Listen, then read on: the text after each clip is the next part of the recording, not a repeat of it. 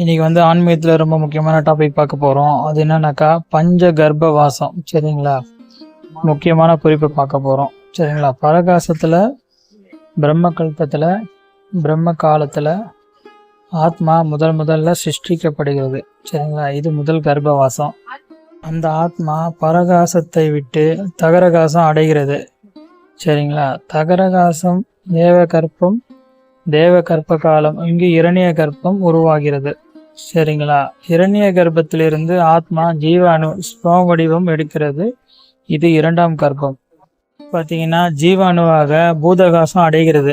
சரிங்களா, பூதகாசம் பூமிக்கு மேல் சுமார் 1800 மைல் உயரத்தில் பஞ்சபூதங்களின் ஆதிக்கம். சரிங்களா, ஆகாயவெளி, அதாவது ஆகாயவெளினா அட்மாஸ்பியர். பூமியில் வந்து பார்த்தீங்கன்னா ஆக்ரோஷ்ண சக்தின்னு சொல்லுவாங்க, அதுதான் கிராவிட்டி.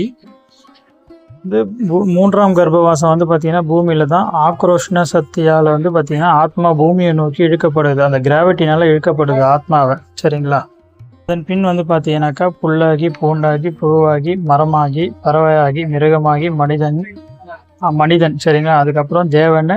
சரிங்களா, ஏன்னா பல பிறவிகள். ஓகேங்களா, ஒரு பிறவிலையும் அனுபவம் அறிவு பரிபக்குவம் அதிகரிக்குது.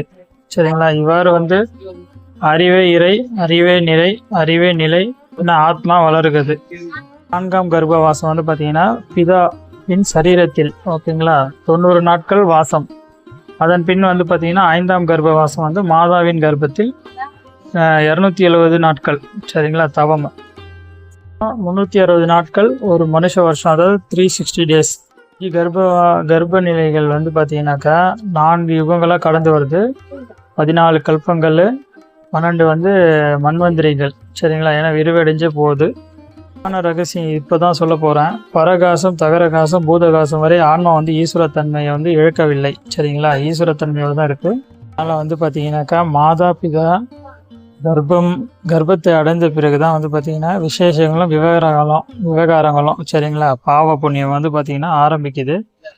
இதன் காரணமாக தான் வந்து பார்த்தீங்கன்னாக்கா இந்த பதிவில் பார்க்கலாம். சரிங்களா, ஆன்மா வந்து பார்த்தீங்கன்னா 5 கர்ப்ப வாசனை கடந்து